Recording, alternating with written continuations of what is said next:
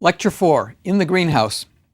In the first 3 lectures, we looked primarily at observational data. We looked at what Earth's temperature had done, first from thermometer measurements going back 150 years. We then looked at other observations of species, of ice sheets, of glaciers, etc., that told us something about what Earth's climate had been doing. We then looked at proxy indicators for pushing climate records back, first hundreds and then thousands and then hundreds of thousands and eventually billions of years. But in all those examples, we were looking at observational data. We weren't trying to say what explained the data, why the data did what they did. We were simply observing what had been happening to Earth's climate. And we came away with the conclusion that we've had some extremely rapid climate change in the last few decades, that it is unprecedented, certainly in the last 1,000 years, and that its rate may be particularly significant, may be particularly rapid climate change. This lecture is very different. Here we look at the big ideas, the big science ideas behind what establishes a planet's climate. I want to spend a good deal of time on this because I want you to understand thoroughly just how much we know about the basic big idea behind climate. Again, as I said in the first lecture, we don't know every detail, but we have a very good theory of the big picture, and we have very good reasons for believing that theory is correct. And in lectures 4 and then in lecture 5, I will give you good evidence for why we understand how the climate behaves, why we understand what establishes climate. And in lecture 5, we'll come back to looking at some observational evidence that these theories are in fact correct. The key idea, the one I want to begin with, is the idea I call energy balance. It's the key to a stable climate. And it's also the key to a stable temperature in any system you care to think about. It could be a house. It could be a pan of water sitting on the stove. It could be anything that maintains a temperature. It could be your own body, for that matter. What maintains a system at a fixed temperature? And the answer is very simple. The answer is basically energy balance occurs when a house, a planet, a body, or anything else loses heat at a rate that depends on the temperature difference between that thing and its surroundings. And that's true of just about everything. Because if your house is warmer than the surroundings, heat is flowing out through the windows, through the insulation, through the cracks and crannies. Heat is flowing out, and the rate at which the heat flows gets bigger if the temperature difference between inside and outside gets bigger. The sun is losing energy because it's very hot, and it radiates that energy off into space, and that radiation, what we call sunlight, is carrying away energy from the sun, and it's being carried away at exactly the same rate that energy from nuclear processes in the sun's interior are supplying energy to the sun's surface layers. A pan sitting on a stove is at the same temperature. If the stove burner is supplying energy to it at the same rate, various processes are sending that energy off into the surrounding environment of the kitchen. And the same is true for a planet. A planet is in energy balance and will maintain a stable temperature if, in fact, the energy loss processes that cause the planet to lose energy are balanced by the energy gain. And the key to understanding energy balance is the idea that the greater the temperature difference between a system and its surroundings, the greater the rate of heat flow. If the system is cooler than its surroundings, it's gaining energy from outside. If the system is warmer than its surroundings, which is usually the case we're talking about, it is losing energy, and the rate at which it's losing energy depends on how much hotter it is than its surroundings. And that's a big idea to grab hold of, because if that weren't the case, we wouldn't naturally get systems into energy balance. But because that's the case, we do naturally get systems in energy balance. The larger that temperature difference, the larger the rate of heat loss, and therefore there will come some temperature where the rate of heat loss is equal to the rate at which energy is coming into the system, and at that point we're in balance and the system will maintain a constant temperature. This idea of energy balance isn't quite the same as another science idea you may have heard of called equilibrium. In equilibrium, a system would simply come to the same temperature as its surroundings. That would happen if I took a glass of water and put it here on this table and just let it warm up to the surroundings. But in energy balance, something active is happening. Energy is flowing into a system from outside, and energy is flowing from the system back to the environment. And when those two processes are in balance, the system sits at a fixed temperature. And don't care whether it's a house or a body or a pan on the stove or whatever. A greenhouse provides a particularly good example of that. If the system, for example, a greenhouse, is hotter than it, quote, ought to be, than its natural state, then it's going to be losing energy at a greater rate than it's gaining energy, and it's going to cool down. If the system is cooler than its surroundings, then it's going to be losing energy at a lesser rate, or energy is going to be coming into it, there's going to be a net increase in energy and the temperature is going to go up. And so it's naturally going to come into a balance at a situation where it's losing energy at the same rate as which it's gaining energy. And a greenhouse, again, is a perfectly good example. A greenhouse is simply a building with some glass that lets the sunlight in, the energy from the sun in. If the greenhouse is in balance, it's warmer than its surroundings, but the rate at which energy is flowing into the greenhouse is equal to the rate at which energy is flowing out of the greenhouse. And we're in a state of energy balance. And if nothing changes, if the sun doesn't set, if the outdoor temperature doesn't change, then the greenhouse will sit there at whatever temperature is at. And that temperature will be warmer than the surrounding temperature because it's got a flow of energy coming in and it's got a flow of energy going out. If the greenhouse is too cool, because the rate at which the energy leaves the system depends on the temperature difference between that system and its surroundings. The rate at which energy is leaving the system will be less, but the rate at which it's coming in from sunlight will still be the same, and consequently, there will be a net flow of energy in, and the greenhouse will get warmer. The temperature will rise. On the other hand, if the greenhouse is hotter than its equilibrium, than its balanced temperature, and the temperature it would like to be at in energy balance, then it's warmer than its surroundings, and so the heat flow out is even greater. It's greater than the heat flow in, and as a result, the system is losing energy and it will cool down.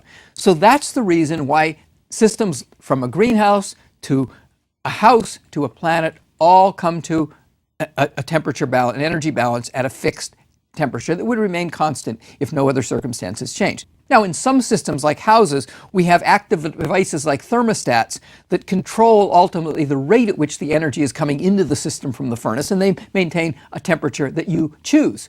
But in other systems like the greenhouse or a planet, you don't choose the temperature it's going to be at. The conditions that describe the amount of energy coming in, the conditions that set the amount of energy going out, they ultimately determine the temperature. But the point is, either way, there is an energy balance that gets established. It gets established naturally. If something upsets that balance, the balance will be reachieved. If conditions change, like you put more insulation in the greenhouse or you do something to Earth's atmosphere, then the balance condition will change, but you will eventually achieve a new balance as long as the conditions don't keep changing. That balance gets achieved naturally. And again, the fundamental science reason why it gets achieved is because the rate at which a system loses energy depends on the temperature difference between that system and its surroundings. The details depend on the mechanism whereby that energy leaves the system. But the fact is, the bigger the temperature difference between the system and its surroundings, the bigger the rate of heat loss, and that's what allows a system to come naturally into balance at some temperature. How does this work for a planet? Well, in the case of Earth, for example, the energy input to planet Earth is the incoming sunlight. And we know the rate at which sunlight comes to Earth. Averaged over the entire planet, averaged over night and day, taking account of sunlight that bounces off ice sheets and never gets to participate in the Earth's energy system, sunlight comes in at the rate of about 240 watts on every square meter of surface area. So for every square meter, about a square yard of Earth's surface, energy is reaching the Earth system from the sun at the rate of about 240 watts. That is on each of those square meters. What's a watt? Well, I'll give you more about that much later in the course, but you know what a 100-watt light bulb is, so 240 watts is about 2.5, not quite 2.5, 100-watt light bulbs worth of energy arriving on every square meter of Earth from the sun. And if Earth is to be in energy balance, it has to lose that energy. And the Earth, being an isolated system in empty space, has only one way to lose energy. It radiates it by what's called electromagnetic radiation. And because Earth's temperature is what it is, around 15 degrees Celsius, around 60 degrees Fahrenheit, around 300 kelvins, that's degrees Celsius above absolute zero, it happens that the energy it radiates is in the form of infrared radiation that we can't see.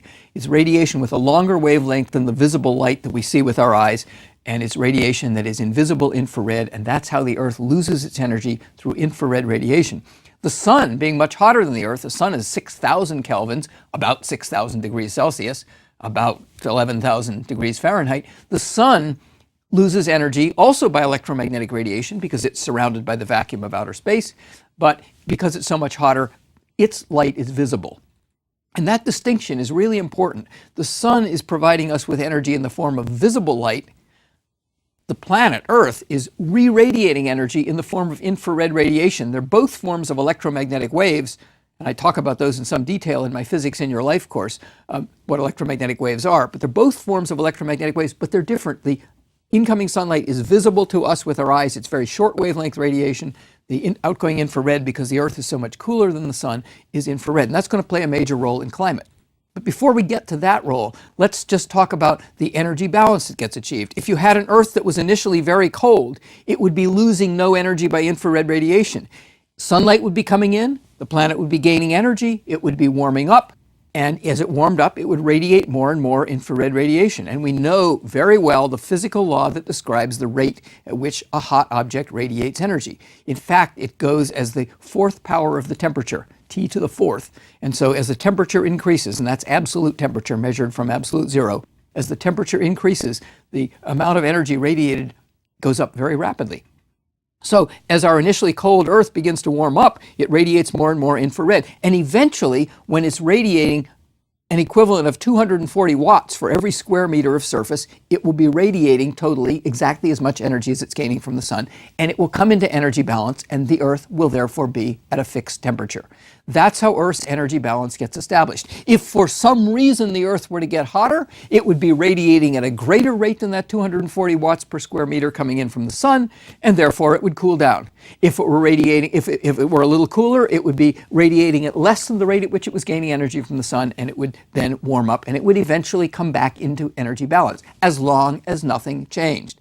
Nothing meaning the sunlight's intensity didn't change, and the properties of the Earth, and particularly its atmosphere that allow this radiation to escape, didn't change. As long as none of that changed, we would have a stable climate. And again, here I'm kind of talking about an average conditions. Surely things vary from place to place, they vary from night to day, they vary with seasons, and I'm kind of ignoring all that and talking about a sort of steady long-term average climate. Now, we can do better than just talk qualitatively about Earth's energy balance, because we know the law, again, that tells the rate at which a system emits electromagnetic radiation. And the system emits electromagnetic radiation at a rate that depends on its temperature, and as I said, on the fourth power of the temperature.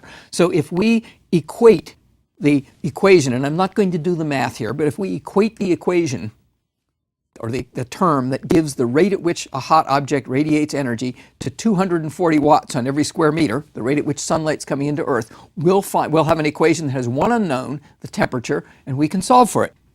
And when we do, we find that the Earth, by this simple energy balance argument, ought to have an average temperature of about minus 18 degrees Celsius, which works out to about 0 degrees Fahrenheit. Now think about that a minute. It's not way off, because, we could have had a temperature that was so hot that the oceans had boiled away, but it's not that hot. It could have been so cold that the entire planet was frozen in a snowball state. Well, if it's 0 degrees Fahrenheit on average, probably there are at least some places that are going to be warmer by quite a bit, enough probably that water is a liquid. On the other hand, an average Earth temperature of 0 degrees Fahrenheit or minus 18 degrees Celsius sounds a little bit low, and it is. So what's wrong with our calculation? Well, what's wrong with our calculation is we've neglected the Earth's atmosphere. And here we have to get into the details, and these are the crucial details that determine why Earth's climate is warmer, in fact, than it would be if the Earth's atmosphere weren't there. Most of the atmosphere, as you probably know, is composed of nitrogen, nitrogen N2, which is basically inert and plays very little role in chemical processes, a little bit, but not much. About 20% of it is oxygen, which is crucial to our life and to the life of most organisms.